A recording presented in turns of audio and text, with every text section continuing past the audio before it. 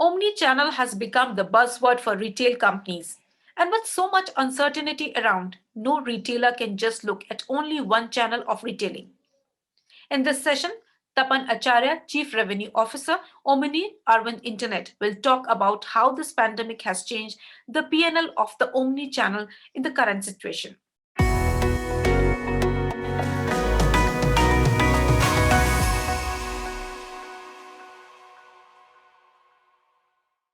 Hello, all. Thank you very much, ET, for inviting me to speak here and at this ET Retail Tech Summit.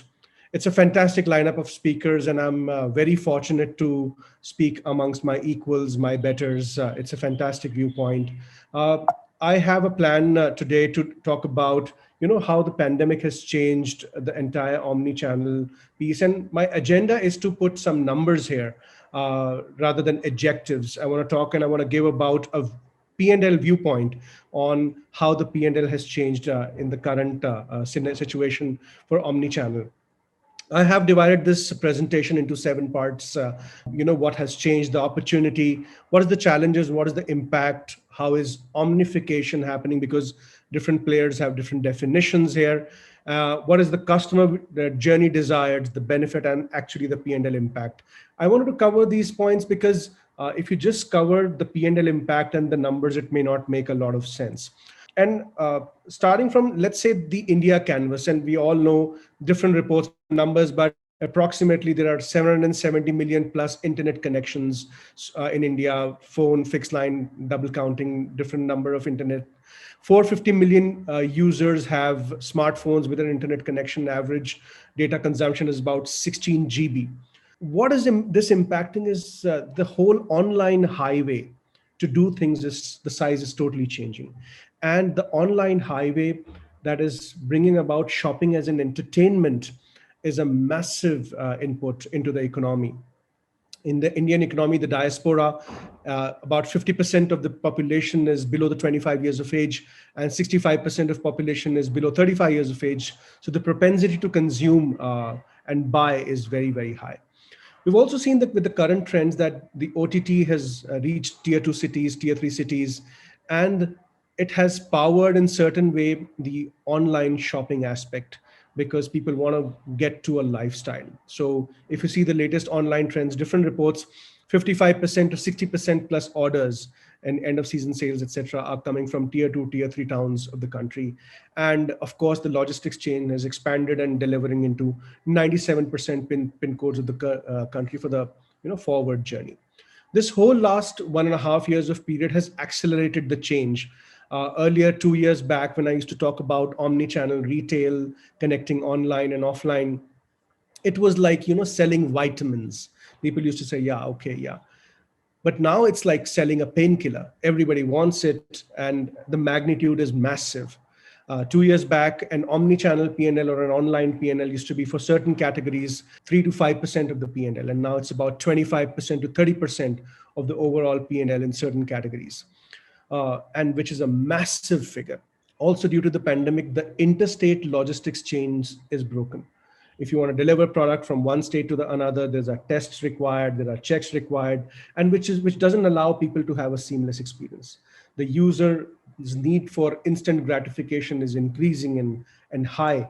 And also now in the current world, online shopping is not just buying a discounted merchandise or buying an old stock merchandise. It's also buying a new stock merchandise. The footfall into the store is very, very dried up because of the current situation. And that has resulted in a change of habits. People are aggressively buying online. Also, when the users are going to a store, the store is actually a temple of the brand. They expect that the need gets fulfilled. They expect that they would buy the right merchandise in that is very, very high. The pressure on conversion rate is very, very high. And it's very important that the customer knows and feels that the brand knows me. The brand updates me with the latest offers, has a unified promo, uh, gives an exposure to me with a little bit of communication, but the right communication that is expected from the customer. And home delivery, it's a given. Like people know that it's organic, home delivery will happen, but how better, how perfect, You can do the home delivery. Can you do the same day delivery, next day delivery? That's very, very important for the customer. And this change and the way you're changing, that has resulted in a challenge. The big challenge is our assortment, the way we've kept the inventory, the assortment into stores and warehouse. It is orthogonal to the demand. So if you see that our current inventory is completely fragmented, it's in different stores. While the demand, while let's say you've put the latest merchandise in the northern part of the country, but the orders might come from the southern part of the country. So it's very important that assortment and demand is in the same line, and currently it's orthogonal. Pressure on working capital is very high. It's very difficult now to follow the old models that you block a certain set of inventory for one marketplace and certain set of inventory for stores, and that's no more working. People want to have a collected viewpoint or a unified viewpoint of the entire inventory, and they want the inventory to power up all the channels. That's what is expected by people.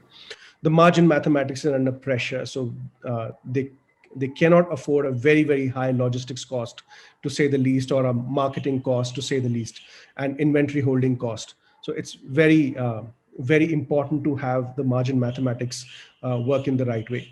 And home delivery is the basic. They want to have an evolved customer experience, and there's a shift in mindset that is required. No more a store is just a store. The role of a store is changing, and there is very important to have the ops people, to have the retail shop floor people train onto the new mindset, that why omni-channel is very, very important for them. So it's very important. The need of the hour is to have a single view and connected view of the omni-channel, the way it is sitting in the center of order management system, warehouse management system, CRM, payments, loyalty, offers, promos. All that has to collaborate and have a unified view in the logistics management system. So what also has been our approach, and it dawned to us some time back, is it's very important to have a connected thinking of all the channels. All channels need to have a connected thinking, and it gave birth to our vocabulary when we said that it's just a storefront. So on this slide, when you see on the left-hand side, there are storefronts. It could be a marketplace storefront. It could be a website storefront. It could be a WhatsApp storefront, social commerce storefront. So there's a storefront, but all the channels, all the storefronts, the order has to come into a unified order management system. And the order management system should be able to take a call that where to route the order. A massive amount of portion of the cost is delay to a customer. Massive amount of cost is logistics cost. So the order management system should be able to dynamically decide where to route an order. So let me take an example. Let's say if you're living in Bombay, and in Bombay, if you're living in, let's say, Kandivali, Thakur village, and if you place an order from Thakur village, it is very important that the order gets routed to a store in Kandivali, and possibly a store in Thakur village. When that happens, your logistics cost is pretty down. They can send it to you in 3 hours, 2 hours, and the customer delight is exceptional. So the order management system should be connected to all your stores to decide which store to route the order, and also connected with all the logistics partners, so that the relevant logistics player who's strong in the region can deliver the product to you. If a logistics player is strong in, let's say, Sikkim, they can work orders there. If the logistics partner is stronger in, let's say, southern part of the country, say Coimbatore, we should be able to route to that logistics partner. And you have a single view of the customer. Now it's very important, as I say, is to have a unified view of the entire assortment, entire inventory, and various channels working out from that inventory. Once that happens, that's the definition of omni-channel, which is really working in the current world. Now, as my topic is to talk about the impact and to compare a P&L, let's look at how are these factors impacting various headers in the P&L. Let's look at some of the headers. So a very important aspect to bring this change is to have a product which is on cloud. You don't want a very high fixed cost. You want a reduced cost. You should have a low capex. So first important point is to have possibly a solution which is like a pay as you go model, on cloud, so your interest cost is very, very low. Also, you get the roadmap and your total of the evolved product, and your total cost of ownership should be pretty, pretty low. That's the first point that I want to cover is should be taken into consideration.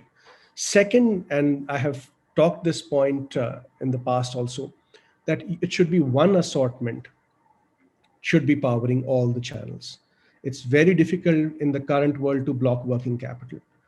The key outcome that I'm seeing right now is store fulfillment.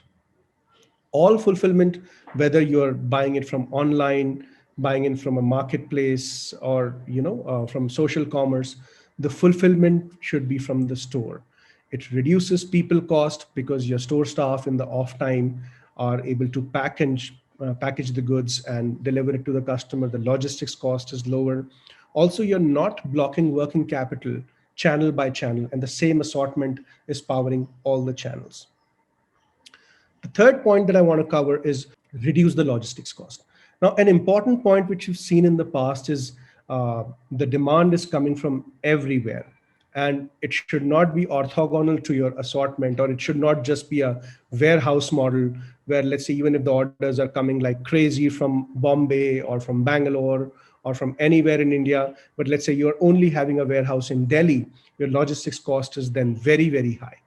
So it's very important that you move to a store fulfillment model, because your orders are routed to the store, the delivery cost, the logistics cost component is smaller. It quickly reaches to the customer. Now, here's the secret that I'm telling you. When it quickly reaches to the customer, the cancellation rates are very, very low, because the customer is getting onto the same day or next day. They're not getting in time to rethink about their order, and the cancellation rate is very, very low. The return rate is very, very low, and hence the customer satisfaction is very, very high. This impacts the P&L in a very big way, because your return cost, your RTOs all decrease, and it helps you, just do the forward deliveries and save the cost. The fourth point which I want to cover here is to have a unified experience for the customer, because the way they want to buy online or from a store or from or from any other channel, conversation commerce, etc., it should be a unified experience. The customer should be able to buy online, return in store, buy online, pick up in store. These are the journeys which the customer talks about very highly and starts to own the brand. And that's where the customer starts to like the brand, relates with the brand better, walks into the store more frequently, and ends up buying through multiple channels. That's really translating into a huge amount of convenience and brings a very high adoption of the brand for the customer. The fifth point which I want to cover is power various channel specific journeys, and which should reduce the pilferage. Now, there are various customer journeys happening. It is very important that your omni-channel transformation is not just a tech transformation. It's a process transformation. Somebody should be able to help you that, okay, by doing this, your returns will reduce. By doing this, your goods lost would reduce, and should be able to fine tune journey by journey, category by category, because that's where the real saving comes in. It also helps you communicate better to the customer and optimize each of the steps into the entire process. My next and a very important point is the process transformation support. As I said in the past, is omni-channel is not just a tech transformation, it's a process transformation. There are ops people, there are retail people, there are logistics folks, there is packaging, all required to come together in this technology to deliver an experience. For example, let me take a situation where all marketplaces are getting fulfilled from the store. Let's say you are in a model where your Amazon, Myntra, Flipkart, it all getting fulfilled from your store. Now, if you're doing that, that's a great achievement, first of all. Now, if you're delivering all these three marketplace orders and your website orders from the store also, the store people should be trained how to ensure to package each of these. And there should be separate racks or places where each segregated marketplace order should be placed. many more things than that, that how do they accept an order, etc. And this process transformation, the turnaround time in an online kind of a situation is very, very tight. So if they receive an order, they need to get it packed, because the next step in the process has to come in, the logistics partner has to come and pick up the order. So you need a partner who can help you transform the process support, because your people cost needs to come down in the P&L.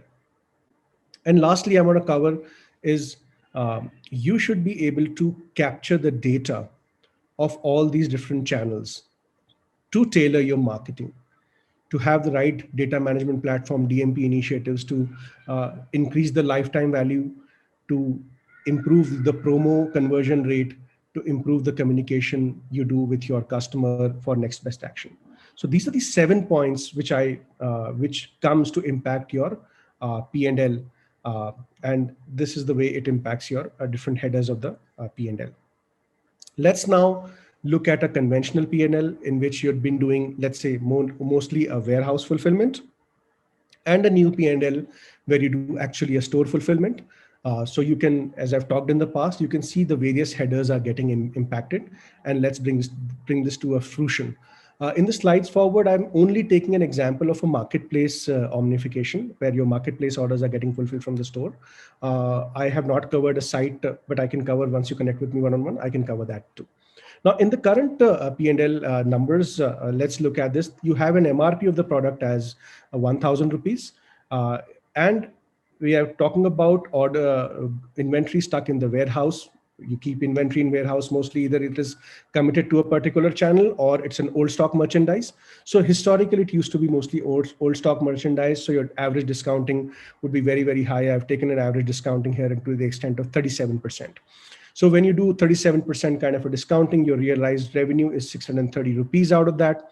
Your cost of goods sold COGS, I'm taking as 44% of the MRP, so 440 rupees as your COGS. So you make a gross margin of 190 bucks. Now, this is the gross margin. Our costs are still to be covered below.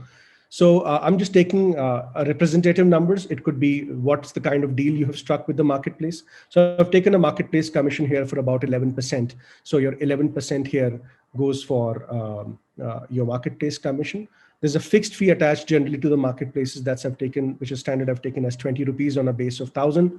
Logistics fees, because this is a warehouse model, interstate deliveries are very, very expensive. So I've taken a logistics fees of 108 rupees because this is interstate delivery. It is much higher than that in most of the cases. Payment gateway charges 12.6 bucks, which is 2% of your realized revenue. Warehousing cost, again, 2% of your realized revenue.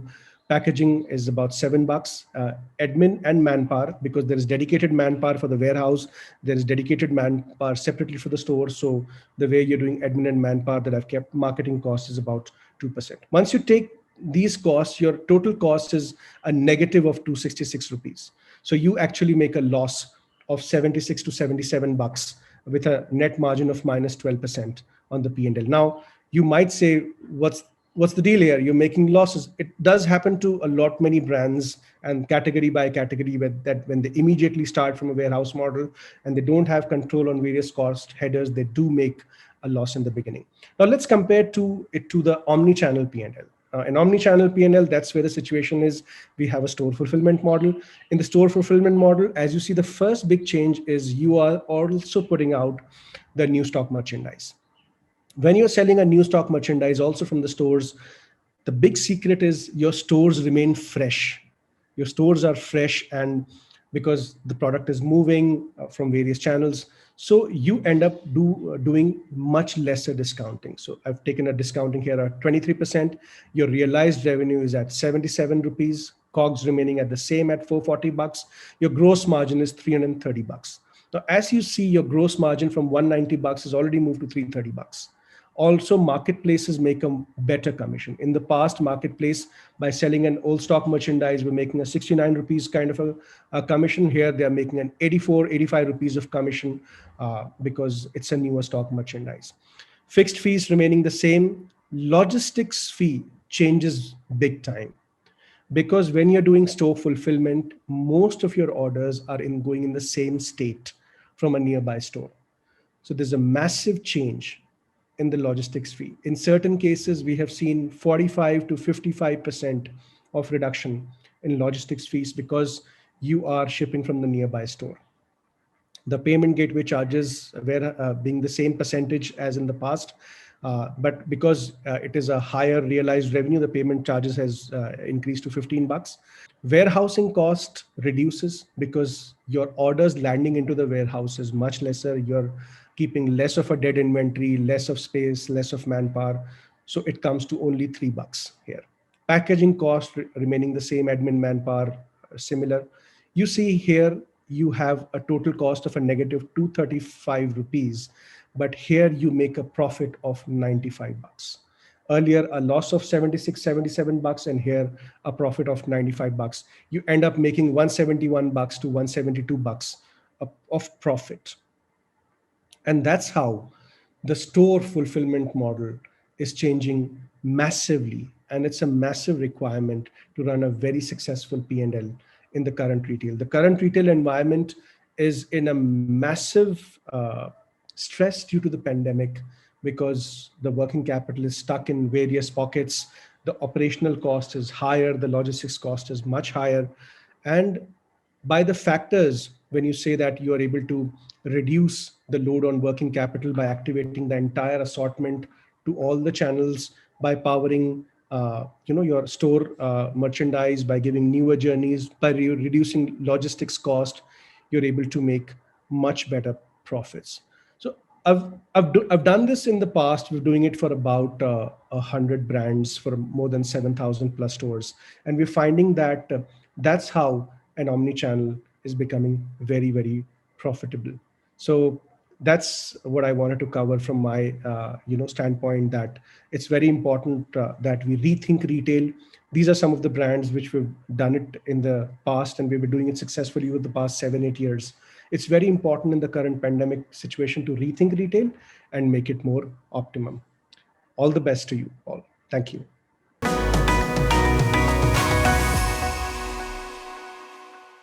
Thank you, Mr. Acharya, for your valuable time and rich content you shared on this platform. Ladies and gentlemen, let's keep this event more interactive. So keep asking your session related queries by dropping your questions in the chat box. Our experts will try to clear your doubts.